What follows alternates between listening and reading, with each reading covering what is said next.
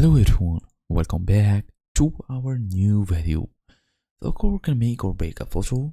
Your right tones can make your skin glow, your eyes pop, and the whole image feel cohesive and professional. So the wrong tones can make you look washed out, sick, or just off.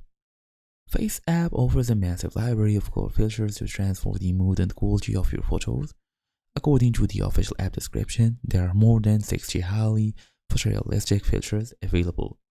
So these aren't just random Instagram presets, they are AI-powered adjustments that work with your facial features to basically create what I would call a natural flattering result.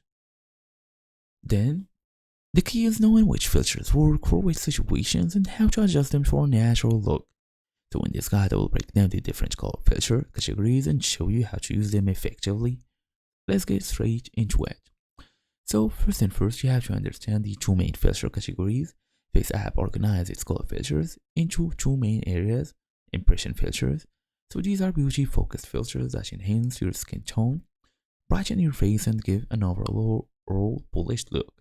According to user reviews, filters like Impression Kiss are popular for giving lips a little extra pop and color, making them look fuller and more vibrant without looking fake. So these are great for quick, natural looking enhancements.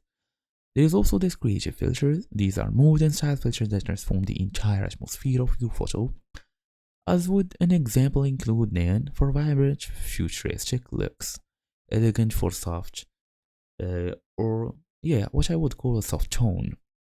So you can apply a filter and adjust the strength. After this, make complementary color adjustment, then use the compare tool to see the before and after. That's the whole idea. Thank you all for watching. I'll see you all in the next video.